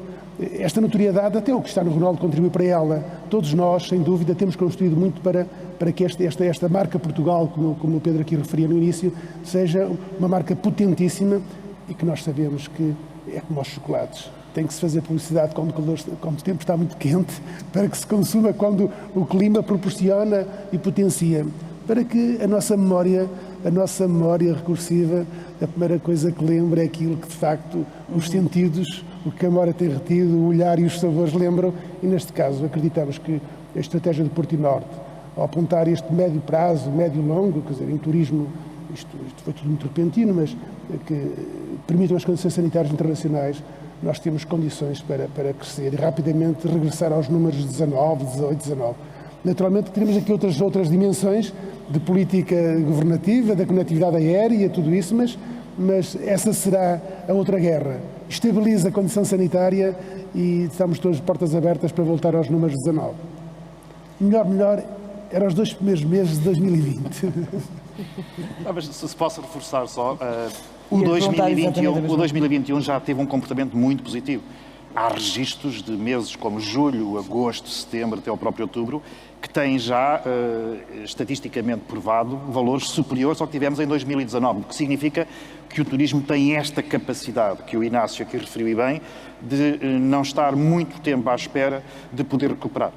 E vale, sobretudo, por 2, 3 ordens de razão. Primeiro, a percepção de Portugal hoje. No caso dos mercados internacionais, nós trabalhamos com o Turismo de Portugal 25 mercados internacionais e percebemos que neste momento estão em várias ou em fases diversas de maturidade no que diz respeito à sua capacidade de retoma e por isso, provavelmente, mercados de proximidade podemos hoje abrir essas conexões, mercados mais longínquos, como é o caso da Ásia ou dos Estados Unidos, provavelmente mais lento, mas estamos a começar a recuperar. Aliás, o último dado de setembro, da estatística de setembro do INE, nós já tivemos mais 70% comparativamente com o mês homólogo de 2020 no que diz respeito a estrangeiros. Portanto, o que significa que se a percepção, e isso é que é decisivo para nós, de Portugal, e o processo de vacinação, o facto de sermos um dos países com o maior índice de vacinação internacional, é crítico, é decisivo para essa recuperação rápida.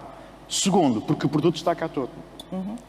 Ao contrário do que aconteceu connosco nos incêndios de 2017 ou com o Leslie de 2018, em que há destruição de equipamento, há destruição de produto, neste momento não. O produto está intacto. Nós fomos obrigados, entre aspas, a fechar os restaurantes, fomos obrigados, entre aspas, a fechar os hotéis, não havia clientes, mas no dia a seguir os equipamentos estão prontos, o produto está pronto para receber. A par disto, a nossa capacidade a tal inovação territorial.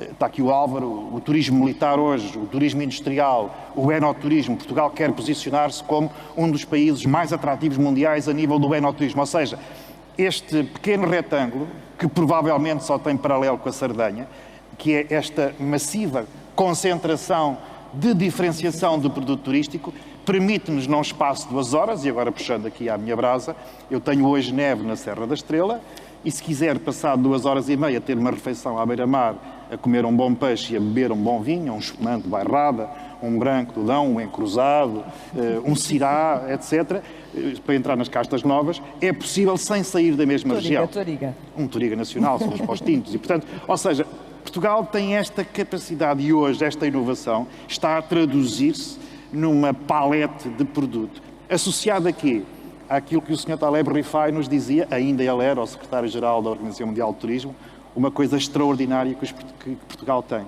E o Pedro há bocadinho falou nisso. São os portugueses. Nós somos absolutamente incríveis na hospitalidade. E a hospitalidade é um valor.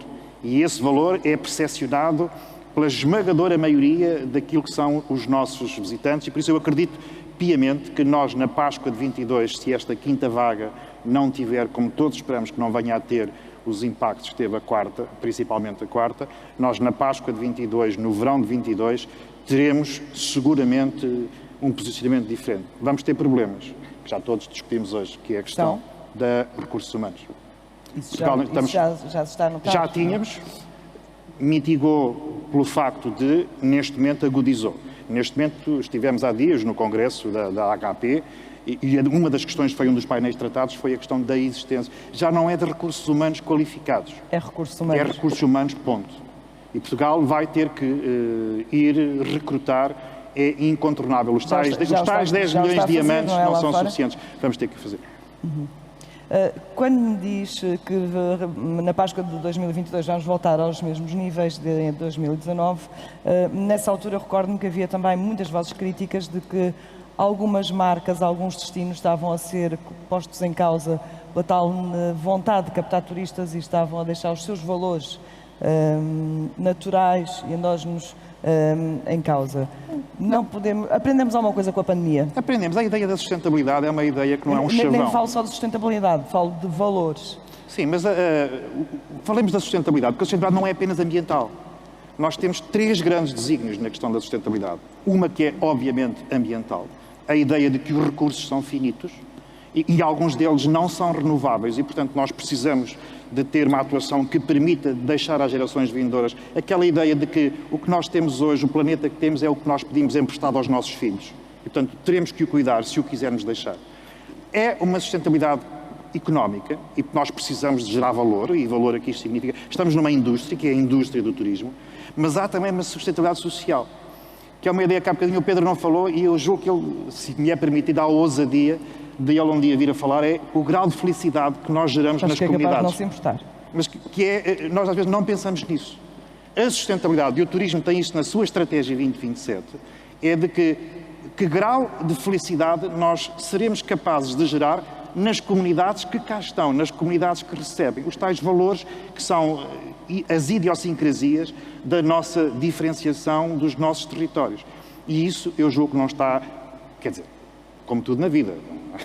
Há de haver aqui ou ali, mas isso é como todas as profissões, como todos nós, de vez em quando pisamos o risco e passamos a linha vermelha da velocidade. Agora, acredito que há hoje uma consciência crítica, sobretudo estas gerações hoje, a geração J, a geração Z, estas gerações, a geração do meu filho que tem 14 anos, têm um mindset completamente diferente daquilo que é a utilização dos recursos que temos. E isso, eu acho que é uma salvaguarda da garantia.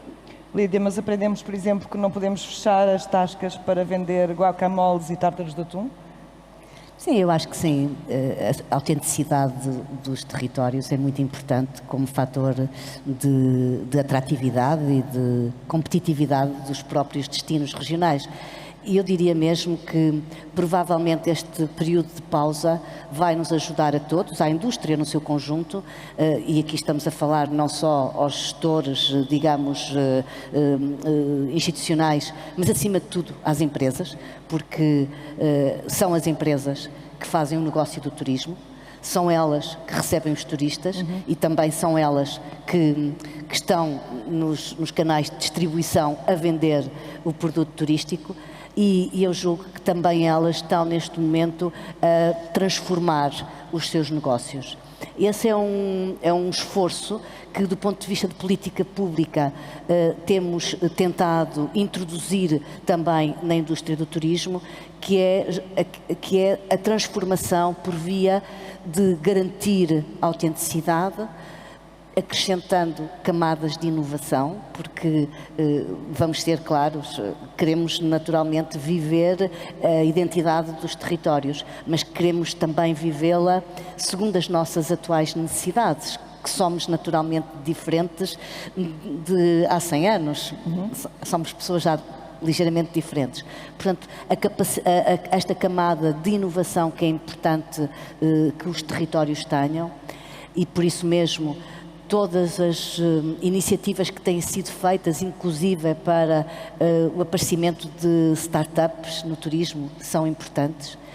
E por último, sem esquecer naturalmente esta necessidade que todos identificamos como importante para os territórios, mas acima de tudo que identificamos que tínhamos capacidade de atrair mais pessoas para nos visitar, que é justamente de o turismo poder surpreender em diferentes territórios. E o facto de nós, de alguma forma, levarmos fluxos turísticos por diferentes territórios, em vez de os concentrar nos grandes centros, que aí sim poderá dar origem a alguma mal-estar até dos próprios residentes. Esse esforço, eu julgo que também está a acontecer e diria que nesta nova fase que vem aqui, que será, quanto a mim, uma fase transformadora, transformadora do próprio turismo e da forma como vamos também estar a experienciar o turismo, e vemos a tendência que houve ao longo deste último ano e meio de procurar territórios de interior, territórios de baixa densidade. É claro que as cidades serão sempre fatores de atração porque têm um tipo de oferta específica e que as pessoas gostam de visitar e de conhecer, mas todo um território novo que se abriu, inclusive para o turista nacional. E aqui também houve esta novidade durante este período, que naturalmente foi um pouco pela própria circunstância, mas que acreditamos que ficou uma semente também no turista nacional de olhar para outros territórios dentro do nosso país e territórios que foram que surpreenderam os nossos próprios conterrâneos, digamos assim. Isso naturalmente o turismo, se formos ser justos, o turismo tem sido um fator para garantir e para preservar a autenticidade dos territórios. Porque tem muitas momentos. Diga? Tem momentos. Não, tem sido esse fator, porque nós vemos Não muitas consigo vezes... concordar completamente. Muito bem, mas o que nós vemos muitas vezes é que as pessoas procuram, quem vive nos territórios procura coisas novas, mas quem visita os territórios procura coisas autênticas. Então a indústria do turismo tem a resposta para trabalhar aquilo que é autêntico para quem visita, e diria mesmo que o turismo é um fator de garantia da autenticidade e claramente nos territórios de baixa densidade isso verificou-se e está a verificar-se. Nós estamos já mesmo no final. Inácio, eu ia lhe perguntar que valor é que o turismo do Porto e Norte tem dado à marca Porto e Norte? O valor o Porto e Norte tem dado ao Porto e Norte. Aliás, a própria marca Porto e Norte, digamos, é relativamente recente, enquanto o Alentejo Algarve já é ancestral, aqui o Porto e Norte teve que se consolidar e ter como âncora, porque se o Porto, se formos pelo vinho, já tem séculos, A marca futebol também ajuda e reforça muito, mas naturalmente dentro do Porto e Norte temos aqui 2, 3 subdestinos que não têm propriamente o Porto nem o Norte, mas que se diferenciam muito, que é atrás dos montes, que é o Douro que é o Minho. Mas o reconhecimento dela, a procura que ela tem tido, os números falam por si. Nos últimos meses, o crescimento da procura falam por si. Mesmo o ir longe o nome e a força da marca, como o Pedro aqui referia, a Coreia do Sul é o maior mercado emissor para o altar do mundo. Mas nós também sentimos, porque Braga também tem, do ponto de vista em todo o Norte, Braga é para nós a pérola do turismo religioso, porque para circunstâncias que todos sabemos, é o bispo primaz das Espanhas, ainda continua a sê-lo. E também temos o mesmo efeito, claro, secundarizado naturalmente em relação a Fátima, mas que do Extremo Oriente é de onde cresce o maior turismo de longo prazo religioso no Norte. Isto só prova que toda a estratégia que temos seguido de vincar internacionalmente a imagem e a marca Porto e Norte, ela tem sido coroada de êxito, porque os números são implacáveis. E isso enche-nos de conforto, porque temos de facto um Porto cidade, grande Porto, que catalisa 70% destes mais de 5 milhões que nos visitam, mas o crescimento do interior e desta autenticidade que a Lídia falava, dá-nos um conforto e um reforço de marca extraordinário. Porque temos património da Unesco pelo Douro todo, na Foz, da Coa ao Douro. Temos a biodiversidade, temos o Braga, temos o Gerês, temos património da Unesco com Bisalhães e com o interior autêntico dos caretos de Pudense, e isto só reforça que, não obstante a evolução das coisas, dos modos de vida, nos obrigar muitas vezes a se caracterizar qualquer coisa aqui ou ali, porque é mais forte que nós, não é? Todos nós queremos mais e melhor conforto. Há muita identidade que é ancestral, de origem celtas, pré-celtas, de onde vêm os artistas do Coa, milhares de anos atrás. É no reforço dessa marca, dessa identidade, dessa autenticidade que também queremos e acreditamos, e vamos continuar a apostar, porque nós falamos por nós. Quando procuramos um destino de longa distância, já levamos referências fortes que justifiquem a longa distância. E, no caso concreto, pegando na longa distância, este conjunto de patrimónios da humanidade, por exemplo, são um cartaz de visita extraordinário, e que, não tenho dúvidas, vamos continuar a estar lá bem no Norte, ao lado da Estrela do Norte, a liderar os números do turismo. Isto, o Pedro aqui vai invocar outros, mas vamos querer continuar a engrandecer esta imagem de marca que o Pedro Portela aqui falava, que é a marca mais potente. Somos poucos, só somos 10 milhões. Mas o mundo está todo com o nosso punho, o nosso traço e a nossa marca. Porque nos últimos 500 anos marcamos e vamos continuar. Eu, da minha parte, prometo e garanto que nos próximos 100 anos estarei cá para fazer tudo. Portanto, daqui a 100 anos vimos cá avaliar outra vez. Se alguém tiver dúvidas, tiramos as dúvidas aí. Pedro. Nós temos um outro problema que não vamos ter aqui, porque, em primeiro lugar, temos que cuidar das marcas, temos que tratar bem as marcas. Foi esse um dos pressupostos quando iniciei estas funções, em particular na Turismo Centro de Portugal, e não está aqui hoje o Carlos Coelho para nós fazermos tantos briefings como fizemos, porque nós temos o Porto e Norte de Portugal, nós temos Lisboa, Val do Tejo, nós temos o Ribatejo, o Alentejo, temos o Algarve e depois temos o centro de Portugal. E um dos problemas que nós temos ainda hoje... Mas temos as ilhas que não vieram. Que não vieram, mas a percepção física, a percepção que temos é absolutamente objetiva. Nós, no centro de Portugal, tínhamos um problema que ainda estamos a resolver. O que é o centro do país? Onde é que fica o centro do país? Eu, se chegar ali abaixo à estação e pedir um bilhete para o Algarve, ou vou parar à Quarteira, ou vou parar a Faro. E se pedir para o centro? Portanto, nós tivemos que repensar toda a estratégia de posicionamento daquilo que é o destino, alavancado naquelas que são as suas marcas mais notáveis. Falámos em Fátima, falámos em Coimbra, falámos em Aveiro, Serra da Estrela, podemos falar nos patrimónios mundiais, etc. E, portanto, nós tivemos que redefinir toda a estratégia de posicionamento de comunicação. E ainda hoje estamos a fazê-lo. E esse fazê-lo passa, em primeira instância, talvez por um desafio maior, que é os meus concidadãos, os meus conterrâneos, os meus portugueses do centro de Portugal sentirem aquela que é a marca que estamos a construir e, a partir desta construção, podemos depois galgar patamares, um mercado interno em primeira instância e depois, paulatinamente, chegarmos a todos esses mercados. Para isso precisamos muito de algumas das marcas que já são provavelmente mais conhecidas. Quando pensamos, sei lá, uma Renova, que está no centro de Portugal, quando pensamos uma Bordal Pinheiro, uma Vista Alegre, quando pensamos tantas marcas que estão hoje, nós alavancamos hoje a estratégia nessa ancoragem, nessa acostagem que fazemos às marcas que têm maior notoriedade para poder consolidar aquilo que é, no fundo, o processo de sedimentação da marca Centro de Portugal. Mas isso é um esforço contínuo de podermos e termos que alimentar, cuidar, para chegarmos àquele nível que é gerarmos felicidade, que eu acho que é uma coisa extraordinária. É o melhor.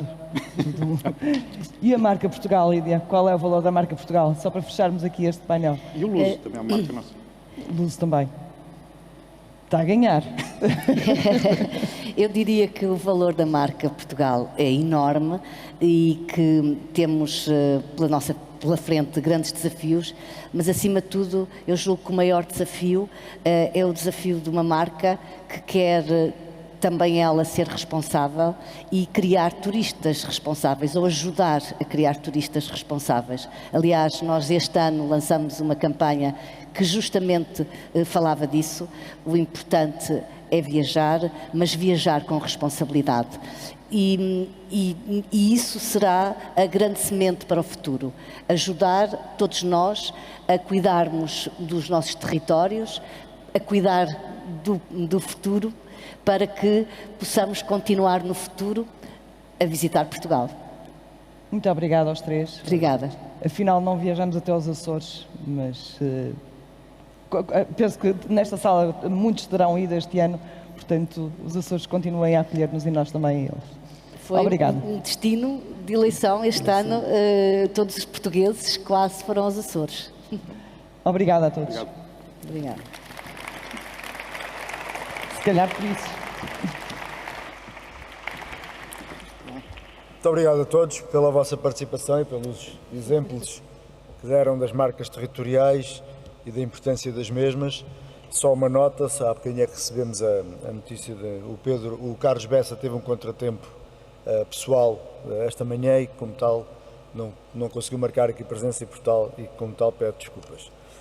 Vamos então para o momento seguinte, depois do intervalo, e temos então uma apresentação que tem o título O Valor das Marcas. Chama-se ao palco Pedro Tavares, partner e CEO da On Strategy, a quem agradeço a disponibilidade e interesse em participar nesta conferência. Muito obrigado.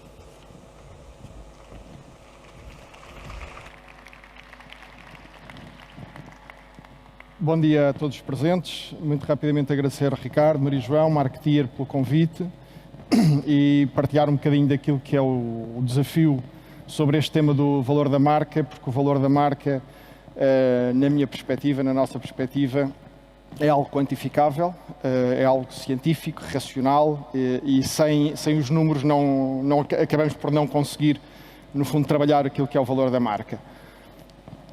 Na prática, o tema da valor, a marca em si, a marca é o principal ativo que as organizações têm. Apesar de ser um ativo intangível, ele é valorizável e em muitas organizações, especialmente quando se faz a aquisição de uma marca, ele pode ser contabilizável. A partir deste momento estamos a falar de uma questão contabilizável. Criou-se uma discussão há vários anos que era uma discrepância entre aquilo que era a gestão da marca que estava entregue ao marketing e a gestão financeira da marca que estava entregue às áreas financeiras. E, portanto, eram duas áreas que não se comunicavam. E, a partir daí, começou-se a criar, no fundo, um conjunto de dinâmicas, de processos, de metodologias que hoje em dia permitem ao marketing e à comunicação, digamos assim, falar diretamente com uma área financeira e criar aquilo que na raiz se chama efetivamente o valor da marca, é colocar um número que na prática é aquilo que todos nós percepcionamos que aquela marca vale numa situação de transação. E neste aspecto existem um conjunto de métricas ou um conjunto de métodos que hoje em dia estão cientificamente validados, certificados dentro destas discussões, mas existe uma grande questão que é, independentemente de eu conseguir chegar a um valor financeiro da marca, tudo reside numa primeira plataforma que é a construção da força da marca, e é isso que é, no fundo, gerível pelas organizações e o grande desafio, digamos que muitas vezes, dos próprios marketeers. Nesse sentido, no fundo, o criar o valor da marca, o criar a energia da marca e a força da marca passa por um conjunto de processos que hoje em dia, no fundo, como eu dizia, estão organizados e estão colocados à disposição de todas as organizações através destes métodos mais científicos, que inclusive quando há transações de marcas, eles têm que ser validados, mas começa tudo por nós olharmos e conseguirmos perceber quem são os stakeholders. O cliente, o consumidor, não é o único stakeholder e muitas vezes temos um conjunto de outros stakeholders que podem influenciar a própria gestão de marca. Se nos focarmos meramente no cliente ou no consumidor, podemos ter de raiz um problema. A outra situação é que há imensas coisas que nós não controlamos, tudo o que é externo.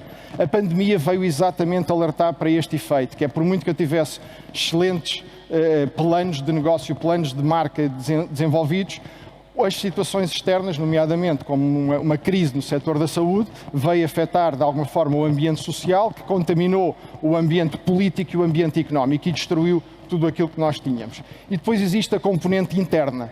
A componente interna passa por um conjunto de dimensões, e dimensões que não são apenas do marketing e da comunicação, portanto acabam por ser transversais à organização, e é bom que estes vasos comunicantes existam, e o primeiro deles tem exatamente a ver com a relação que eu tenho com os stakeholders. Se quisermos componentes mais emocionais, que são possíveis de quantificar, mas no fundo é o ambiente mais relacional, mais emocional.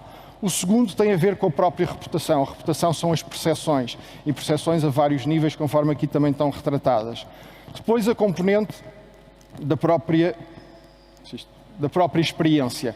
E a experiência é a realidade. Aqui temos logo uma dicotomia que é a componente de percepção versus realidade. Muitas vezes acabamos por dizer que se eu tenho uma reputação superior à experiência, eu acabo muitas vezes por ter um problema associado ao produto ou ao serviço. Se for ao contrário, se eu tiver uma componente de experiência superior à da reputação, eu tenho um problema de comunicação. E, portanto, logo aqui começamos a entrar em dinâmicas que, por exemplo, a área de experiência já tem a ver com uma área de operações, por exemplo. Depois a área de presença, no fundo a quantidade de métricas, desde cotas de mercado, cotas de comunicação, distribuição, que têm que entrar nesta equação. A seguir, e hoje falou-se aqui também já, as pessoas. As pessoas, sem elas a máquina não avança, e se eu tiver uma força de marca humana inferior àquilo que é a minha dinâmica de mercado, eu arrisco-me a ter um enorme problema. E, por fim, a componente financeira. Portanto, na prática, este ecossistema, esta transversalidade e esta gestão dinâmica é aquilo que nos oferece verdadeiramente a criação da primeira plataforma do valor da marca, que é a componente da força ou da energia. E, portanto, é isto que nos leva ao valor financeiro. Mais fácil do que estar aqui a teorizar este problema é olharmos para um caso prático, real, que não é nacional, é de um outro território onde nós funcionamos, mas é um caso real que nos ajuda a entender isto. E a primeira componente é perceber que diferentes indústrias têm diferentes pesos associados a cada uma destas dimensões. Portanto, eu não posso agarrar e dizer que tudo é igual e que, por exemplo, a parte relacional pesa igual em todas as indústrias e agarrar nisso como uma métrica comum. Portanto, eu tenho que entender a minha indústria. Depois, agarrando neste exemplo prático, isto na prática, portanto, era uma marca que, eu vou tentar ler o que está lá em cima, esta marca tinha uma força de marca, uma energia de marca de cerca de 63,5 pontos, portanto era uma marca moderada, mas que quando abríamos toda a informação quantitativa associada, verificávamos que havia dois problemas. Um, diretamente ligado à componente de reputação, e outro, diretamente ligado às pessoas. Ora, o que é que aconteceu aqui? À boa maneira dos marketeers, dissemos a componente de recursos humanos não é para mim. Portanto, vou deixar isto para os recursos humanos e vou tratar de investir naquilo que é a minha dinâmica, que é a reputação.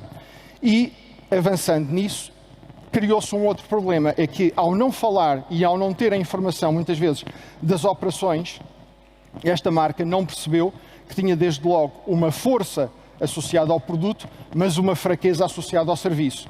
Ao não ter esta dinâmica, foi fazer aquilo que era mais fácil, que foi fazer e trabalhar a inovação associada ao produto. E, portanto, quando faz essa inovação associada ao produto, o que sucede é que, no primeiro momento, a componente de reputação cresce e a marca como um todo acaba por crescer, mas ao eu estar a trabalhar esta dinâmica, o que eu estou a fazer é eu estou a atrair mais pessoas para virem ter com a minha marca. Ora, ao atrair pessoas para virem ter com a minha marca, se eu tinha um problema ao nível do serviço que eu não identifiquei, eu fui danificar ainda mais o tema do serviço. E ao danificar o tema do serviço, num curto espaço de tempo, depois de ter feito um movimento estratégico assertivo, aquilo que eu fui fazer foi piorar a força da marca como um todo. E, consequentemente, entramos em pânico na ótica de, então, mas eu acabei por fazer um bom tema de reputação, a marca cresceu, mas logo no momento a seguir eu baixei, então o que é que se passa? O que se passa é que vamos fazer mais comunicação. E vamos fazer mais comunicação sem olhar a uma situação que era qual era o grau de eficiência ou de eficácia que a minha comunicação tinha e que, num primeiro momento, aquilo que se notava era que ele já não era excelente. E não era excelente porque eu não estava a ver as métricas associadas também à comunicação. E a comunicação, no fundo, eu estava a fazer mais do mesmo e fui fazer ainda mais sobre o que tinha a fazer, em vez de perceber, quais eram os verdadeiros touchpoints da minha indústria, 2, de que forma é que eles estavam a ser consumidos em termos de cota de consumo, e 3, quais eram os touchpoints mais indicados em termos de eficiência e de qualidade para resolver um problema. Portanto, neste caso, se eu tinha um problema de serviço, eu tinha que atuar sobre os touchpoints de serviço e não sobre os touchpoints globais de relevância. E, portanto, ao estar a fazer mais do mesmo, eu danifiquei ainda mais a marca e fiz outra coisa, que foi ao estar a sobreinvestir, a minha eficiência de investimento e a minha eficiência económica danificou-se também ainda mais. E, portanto, acabei por não ter um conjunto de métricas financeiras que me gerassem rentabilidade, mas que acabaram por me gerar um custo adicional. Significa isto que eu piorei aquilo que era a eficiência de comunicação da marca e, novamente, piorei a força de marca. Ao ter esta dinâmica, o que é que aconteceu? Ao atrair mais pessoas para as minhas lojas, quando eu já tinha um problema associado ao serviço, ao meter mais gente, eu danifiquei ainda mais o tema do serviço e, se quisermos, aquilo que era a força do meu staff, o alinhamento, o compromisso, a performance das pessoas ficou ainda mais danificada porque não conseguiam dar respostas. E, portanto, aquilo que lá atrás eu deixei, como não era uma responsabilidade minha e deixei para os recursos humanos, não envolvi os recursos humanos, acabei agora por ter o prejuízo aqui. E a minha marca, consequentemente, a perder força, se repararem sempre na primeira linha. Perante este cenário, o que acontece é que, do ponto de vista de relação, de envolvimento, a minha marca é afetada na sua dimensão primeira lá de cima e, consequentemente, novamente também a componente financeira vem por aí abaixo. Portanto, reparem que este é um exemplo de que o valor da marca, na sua ótica, da sua energia ou da sua força, num curto espaço de tempo, muitas vezes pode ser afetado se eu não tiver uma gestão transversal, dinâmica, integrada da marca e tiver meramente a atuar num território que muitas vezes é associado diretamente ao marketing. Neste caso foi uma situação de um exemplo onde eu atuei numa dinâmica de reputação sem olhar a todo o resto que aquilo ia impactar. No momento 1, cresci, fantástico. No momento 2, comecei a danificar a marca como um todo. E isto do ponto de vista, digamos, da plataforma de força de marca, mas agora podemos entrar naquilo que é a verdadeira valorização também da marca. Ora, com base nesta situação, nós conseguimos também retirar aquilo que é do valor do negócio, eu consegui perceber quanto é que vale a marca e quanto é que a marca está a aportar ao negócio. Temos uma dinâmica, muitas vezes, nestas componentes da gestão de marca, que somos obrigados pelos nossos conselhos de administração ou pelos acionistas a querer constantemente crescer o negócio, crescer as vendas. E às vezes isso não é possível. Ou muitas vezes, quando o crescemos, danificamos o valor financeiro da marca, que é o principal ativo que o acionista tem e que o dono tem. Portanto, há aqui uma equação em que muitas vezes, especialmente em mercados maduros ou indústrias maduras, é preferível eu dizer, olha, eu não consigo crescer 7%, só vou crescer 2% do negócio, mas vou crescer o valor da marca, o valor do ativo principal, muito mais e defendê-lo mais. Porque numa transação, também o valor financeiro da marca, como pode ser contabilizado por quem adquire o próprio negócio ou a própria marca, muitas vezes nos diz que, sei lá, um negócio, por exemplo, de 1 milhão, acaba, neste caso, por exemplo, não ser um negócio de 1 milhão, pode ser um negócio de 700 mil, porque eu consigo, no fundo, encaixar aqueles 250 mil do ponto de vista financeiro nas minhas contas, em termos de gestão. E, portanto, isto vai nos permitir, no limite, inclusive, dizer quanto é que cada uma daquelas dimensões, quanto é que cada um daqueles atributos me está a ajudar não só a alimentar o negócio, mas a alimentar também o valor financeiro da marca. E, consequentemente, se eu já percebi anteriormente o que é a força da marca, se eu sei a força, eu sei a fraqueza. E, através, no fundo, da contabilização financeira que eu aqui tenho, consigo, exatamente, também dimensionar aquilo que são os riscos financeiros. E, portanto, eu posso dizer que, de repente, se eu tiver uma crise numa determinada área, quanto é que do valor financeiro do negócio ou do valor financeiro da minha marca fica exposto. E, portanto, começamos a ter aqui sempre um diálogo muito mais efetivo daquilo que são as áreas que impactam a marca, porque todos dentro da organização somos embaixadores ou detratores da marca em termos da própria gestão. Consigo dimensionar aquilo que é o valor que vai aportar ao negócio, consigo dimensionar o que é que representa um risco numa determinada área do ponto de vista financeiro e do ponto de vista de marca, e consigo também, no limite, desenvolver o meu orçamento e o meu budget numa ótica muito mais científica e dinâmica com a área financeira, sem estarmos, no fundo, muitas vezes, do ponto de vista de marketing, a dizer eu quero mais X% ou eu quero investir numa determinada dimensão, quando, no fundo, eu consigo verificar exatamente aquilo que me protege mais, que me ajuda a criar mais valor e que me ajuda, no fundo, a dimensionar aquilo que é o ativo, o principal ativo que o meu acionista tem, que é a marca. Portanto, o valor financeiro da marca. E, com base nesta pequena partilha que aqui fiz convosco e poupando ainda 6 minutos ao Ricardo, eu termino a minha apresentação e agradeço a vossa presença e espero que tenham entendido este desafio, que a gestão da marca é muito mais complexa e que, se não for dinâmica, integrada e transversal dentro da organização, acabamos por muitas vezes poder cometer grandes erros e que desvalorizam o principal ativo, muitas vezes por um pequeno movimento que achamos que está a correr bem e que na nossa área em particular até está a ter um impacto ou uma dimensão positiva, mas que podem contaminar negativamente todo o outro resto. Obrigado.